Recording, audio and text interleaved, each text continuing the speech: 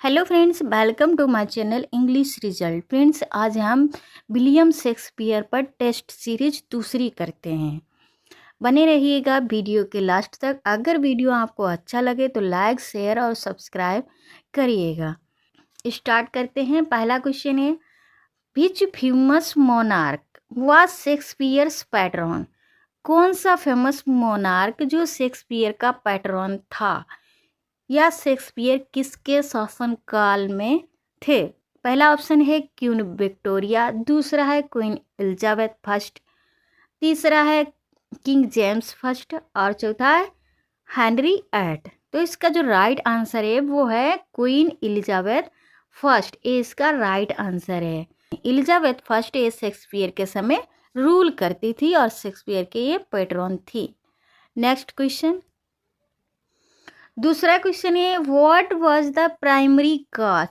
प्राथमिक कारण क्या था फॉर द रिपीटेड क्लोजर, दोबारा बंद करने का, ऑफ लंदन प्ले हाउसेस, जो लंदन थिएटर्स थे या प्ले हाउसेस थे उनको बंद करने का प्राथमिक कारण क्या था दोबारा से। During Shakespeare's later years, Shakespeare के लास्ट के ईयर में, लास्ट के सालों में क्या प्राथमिक कारण था। क्योंकि शेक्सपियर के शुरुआती समय में जब 1593 भी क्या हुआ था, जो प्ले हाउसेस थे वो क्लोज हुए थे और उसके लेटर ईयर्स में भी प्ले हाउसेस क्लोज हुए थे। तो इसका प्राथमिक रीज़न क्या था, ये आपको आंसर बताना है। बार था, या बिबोनिक प्लेग था, या पॉलिटिकल अनरेस्ट था, या रिलीजियस परसिक्यूशन था। तो इसका जो राइट आंसर है ये बिबोनिक प्लेग के कारण ये प्ले हाउसेस वो दोबारा से क्लोज हुए थे। इसका करेक्ट आंसर है। नेक्स्ट क्वेश्चन, तीसरा क्वेश्चन है, बीच ऑफ शेक्सपियर्स वर्क, शेक्सपियर के वर्क में से कौन सा जो वर्क है इज सेट इन एशियंट रोम, जो एशियंट रोम में सेट हुआ है, जिसकी सेटिंग कहाँ है, एशियंट रोम में हुई है, वो प्ले शेक्सपियर का कौन सा है। आपको आंसर बताना है। पहला है कोरियोलेनस, दूसरा है मैकबेथ, तीसरा हेनरी फोर्थ और चौथा है एज यू लाइक इट। तो इसका जो राइट आंसर है वो कोरियोलेनस है। इसकी सेटिंग कहाँ है, एशियंट रोम में इसकी सेटिंग हुई है। मैकबेथ यह एक ट्रेजिडी है, ये 4th ग्रेड ट्रेजिडी में आता है। हेनरी फोर्थ ये एक हिस्टोरिकल प्ले है और एज यू लाइक एक कॉमेडी है। और किस प्रकार की कॉमेडी है, तो ये रोमांटिक कॉमेडी है। नेक्स्ट क्वेश्चन, चौथा क्वेश्चन है, व्हाट टाइप ऑफ ड्रामा, किस प्रकार का drama did Shakespeare focus on in his earliest work, जो शेक्सपियर ने शुरुआत के जो वर्क लिखे हैं उसमें उन्होंने किस प्रकार के प्लेज लिखे हैं, शुरू में किस प्रकार के प्लेज या ड्रामा लिखे हैं स्टार्टिंग में। तो पहला ऑप्शन है हिस्टोरिकल ड्रामास, दूसरा है कॉमेडीज, तीसरा है ट्रेजिडीज और चौथा है ट्रेजिक कॉमेडी।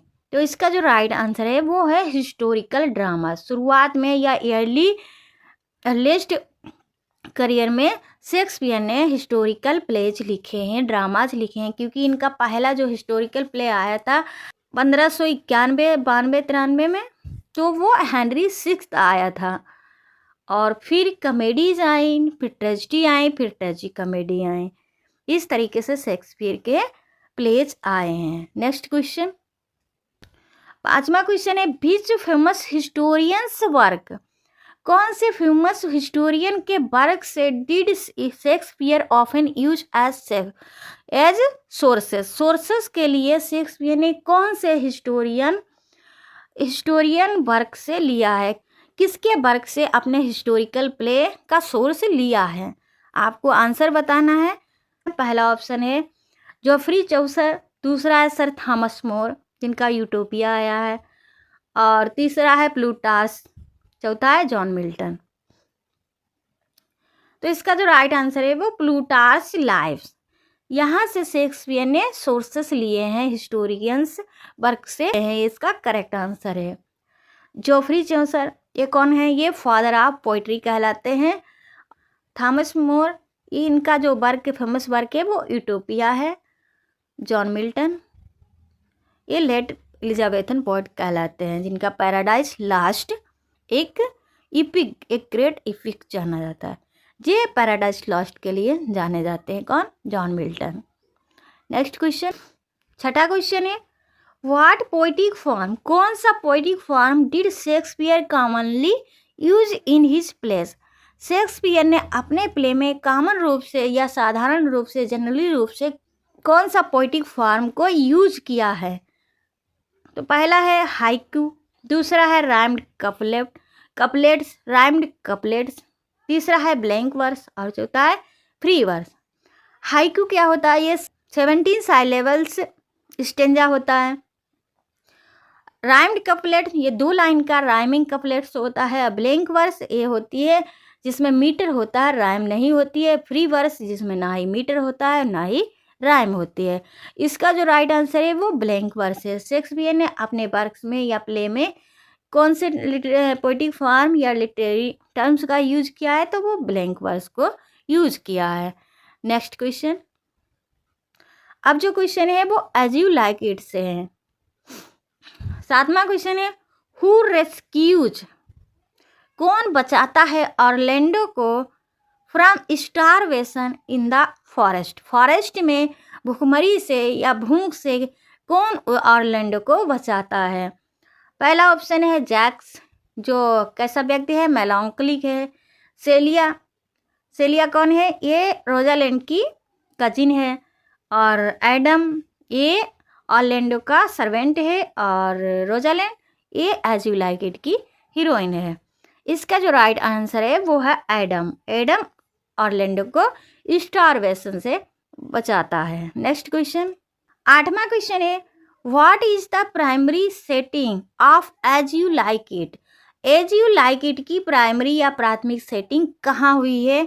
आपको आंसर बताना है। पहला है द कोर्ट ऑफ फ्रेडरिक, दूसरा है द फॉरेस्ट ऑफ आर्डन, तीसरा है द सिटी ऑफ लंदन और चौथा है ड्यूक सीनियर्स कैसल। तो इसका जो राइट आंसर है वो है द फॉरेस्ट ऑफ आर्डन। यहाँ इसकी प्राथमिक या प्राइमरी सेटिंग हुई है, क्योंकि ये सब कहाँ पहुँचते हैं? Forest of Arden, Celia, Rosalind और ड्यूक सीनियर, ऑरलैंडो और फ्रेडरिक। नेक्स्ट क्वेश्चन, 9वां क्वेश्चन है which character serves as a foil, कौन सा जो करेक्टर है वो फॉयल के रूप में सर्व होता है टू द अदर करेक्टर्स, किसके लिए? दूसरे करेक्टर्स के लिए। Often expressing cynical view on life, जो क्या एक्सप्रेसिंग करता है? मेलांकोलिक या साइनिकल व्यूज देता है किस पर? ऑन लाइफ पर देता है। वो कौन सा व्यक्ति है जो सबके लिए कैसा करेक्टर होता है? वो फॉयल होता है। पहला ऑप्शन है टस्टन, जो एक फूल होता है। ऑरलैंडो जो हीरो है एज यू लाइक इट का। जैक्स मेलांकोलिक है और सिल्वियस ये एक सेफार्ड है। इसका जो राइट आंसर है वो जैक्स साइनिकल या मेलांकोलिक पर्सन है, जो साइनिकल व्यू देता है किस पर? लाइफ पर व्यू देता है। नेक्स्ट क्वेश्चन, 10वां क्वेश्चन है how does Shakespeare play with the concept of love in as you like it, किस प्रकार शेक्सपियर ने प्ले किया है कंसेप्ट ऑफ लव का in as you like it में? तो पहला ऑप्शन है by presenting true love as simple and easy, by showing love as a complex mix of affection, deceit and folly, तीसरा है by focusing on unrequited love और चौथा है by showing love as an illusion. इसका जो right answer है वो है by showing love as a complex mix of affection, deceit and folly. ये इसका करेक्ट आंसर है बी वाला। नेक्स्ट क्वेश्चन, 11वां क्वेश्चन है व्हाट मोटिवेट्स ओलिवर, ओलिवर को कौन मोटिवेट्स करता है to change his attitude toward Orlando, Orlando के प्रति ओलिवर का एटीट्यूड चेंज करने के लिए कौन मोटिवेट्स करता है? क्या मोटिवेट्स करता है? पहला ऑप्शन है हिज लव फॉर रोजालैंड, दूसरा है his near death experience with the lioness, तीसरा हिज डिजायर फॉर वेल्थ और चौथा his loyalty to duke senior.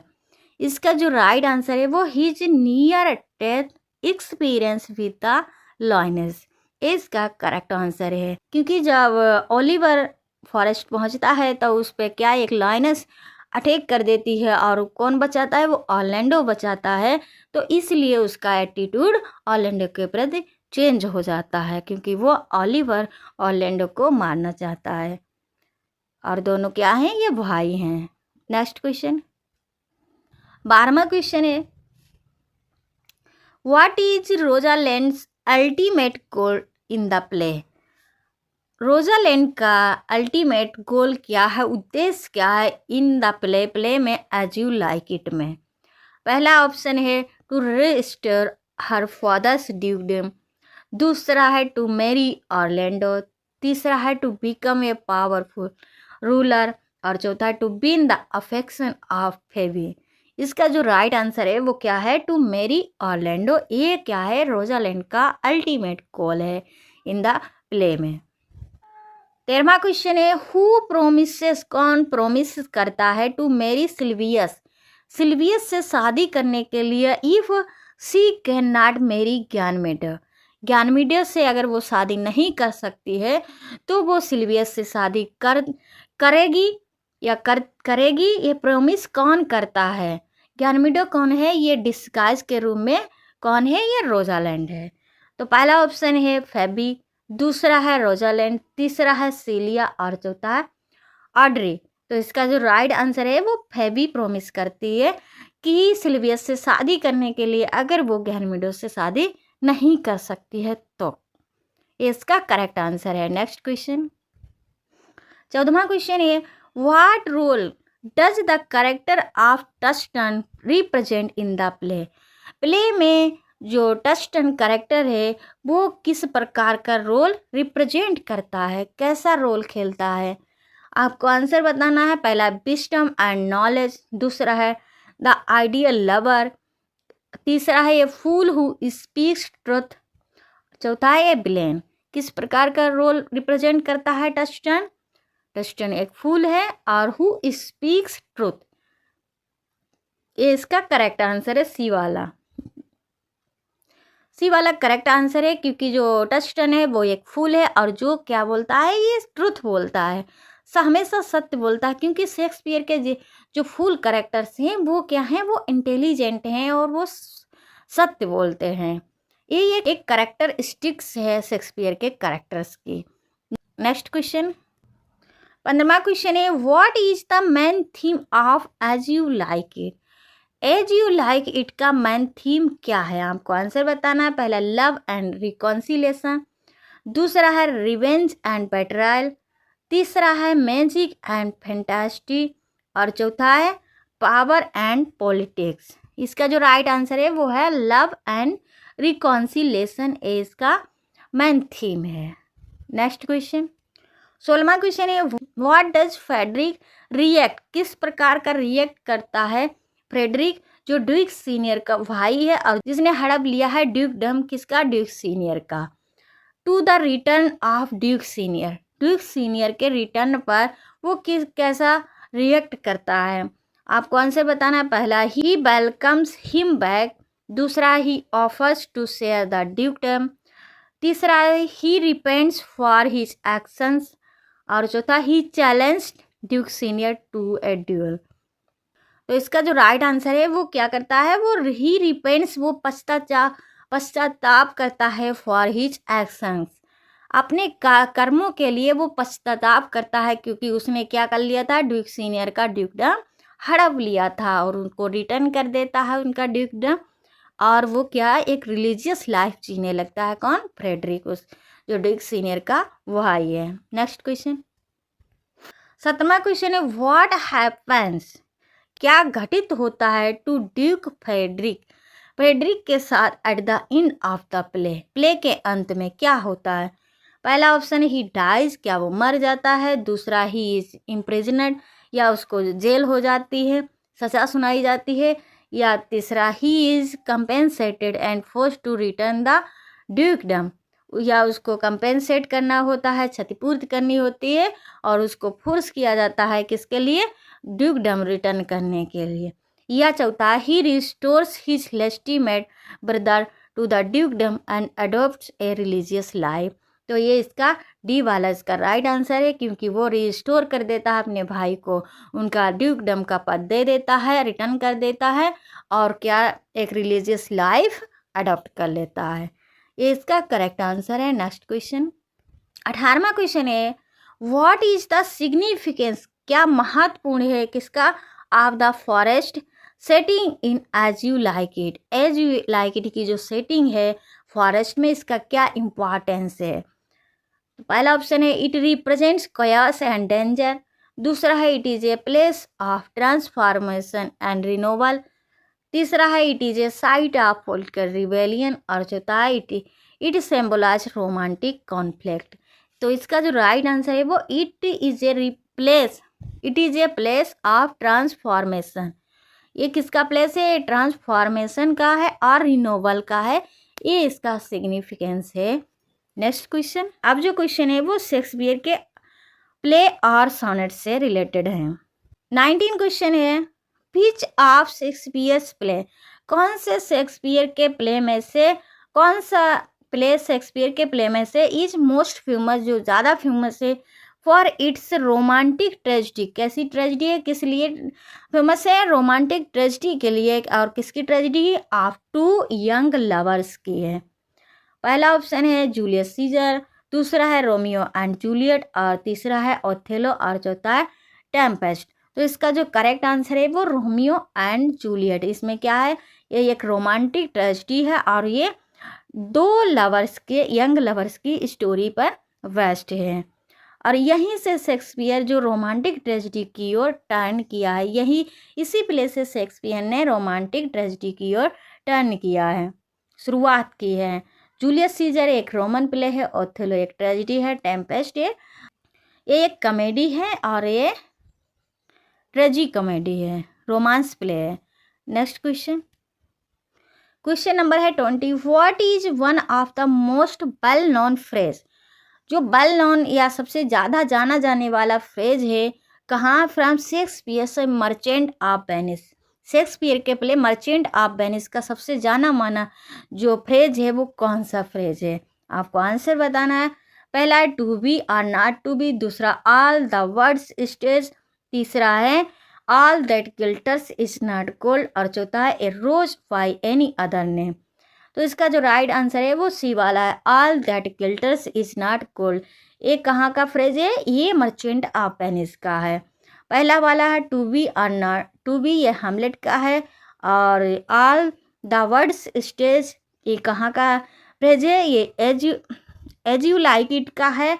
और डी वाला ये रोज बाय एनी अदर नेम, ये है किसका, रोमियो और जूलियट का, जो रोमियो जूलियट बोलती है। नेक्स्ट क्वेश्चन, क्वेश्चन नंबर है 21, शेक्सपियर सोनेट, शेक्सपियर के जो sonnet number 1 through 17 are called, जो 1 से लेकर 17 तक, 1 से लेकर 17 तक जो सोनेट हैं शेक्सपियर के, वो क्या कहलाते हैं, प्रोलेटारिएट सोनेट या प्रोबेशन सोनेट या प्रोक्रेशन सोनेट या प्रोक्रेशन सोनेट। इसका जो राइट आंसर है वो क्या कहलाते हैं, ये प्रोक्रेशन सोनेट कहलाते हैं, क्योंकि ये यहाँ पर जो शेक्सपियर है फेयर यूज से कहते हैं कि तुम शादी करो और बच्चे पैदा करो, तो इसलिए ये क्या कहलाते हैं, ये प्रोक्रेशन सोनेट कहलाते हैं। इसका करेक्ट आंसर है।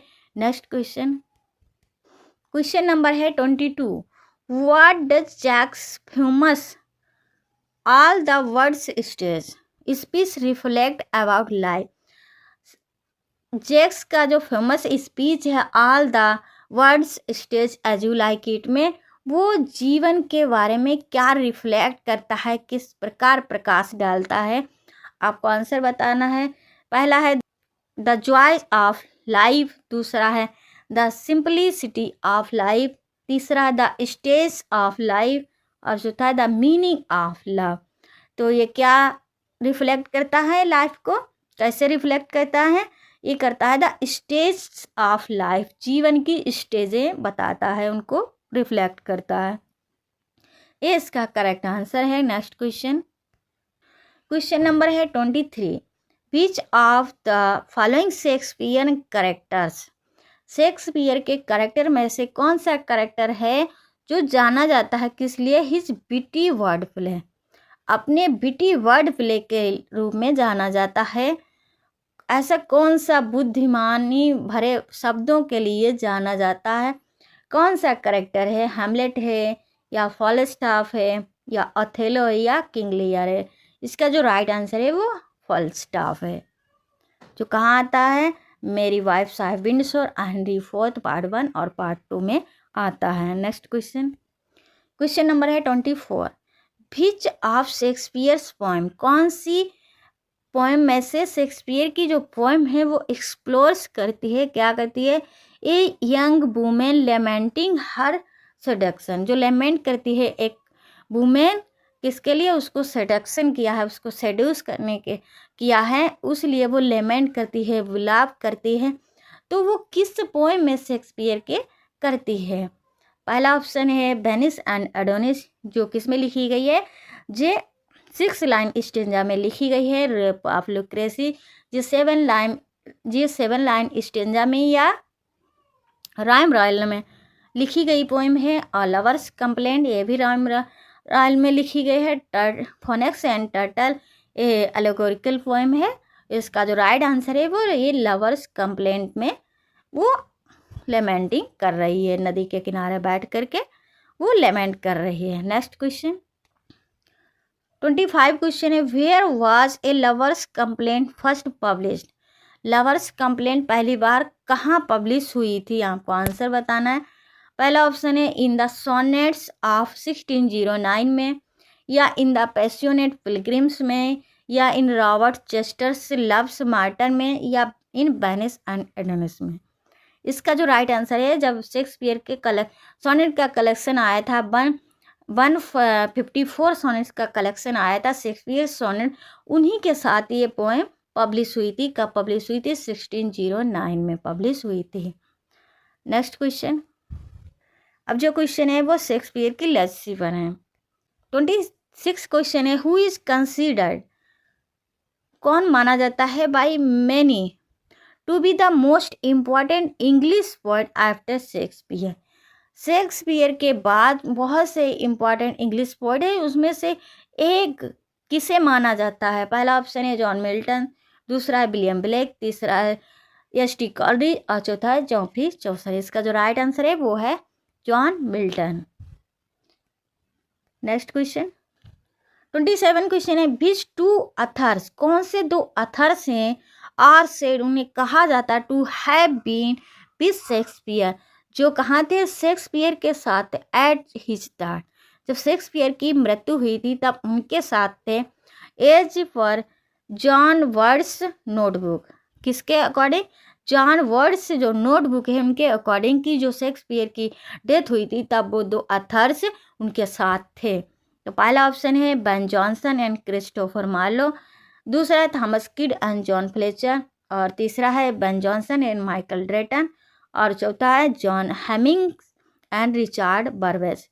इसका जो राइट आंसर है वह Ben Jonson and Michael Drayton, ये इसका करेक्ट आंसर है। नेक्स्ट क्वेश्चन 28 क्वेश्चन है, what was Shakespeare's profession, Shakespeare का प्रोफेशन क्या था besides being a playwright, playwright होने के अलावा शेक्सपियर का दूसरा प्रोफेशन क्या था, पब्लिशर, एक्टर, सोल्जर या मर्चेंट। इसका जो राइट आंसर है वो है एक्टर। शेक्सपियर का दूसरा प्रोफेशन प्ले राइट होने के अलावा वो क्या था, एक्टर था। यहाँ तक मैंने 28 क्वेश्चन कंप्लीट किए हैं। आई होप कि आपको ये 28 क्वेश्चन समझ में आए होंगे। Thank you for watching my video. नमस्कार।